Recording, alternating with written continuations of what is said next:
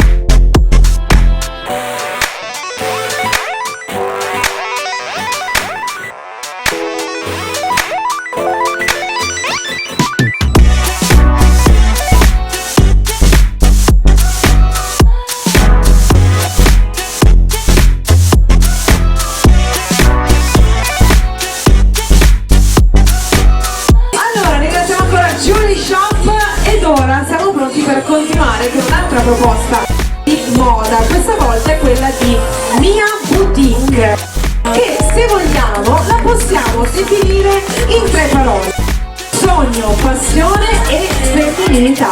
Questa sera ce l'abbiamo qui in esclusiva per voi in questa tappa di Miss Little Princess Al Sand. Signore e signori, facciamo un bel applauso per le proposte di Mia Boutique.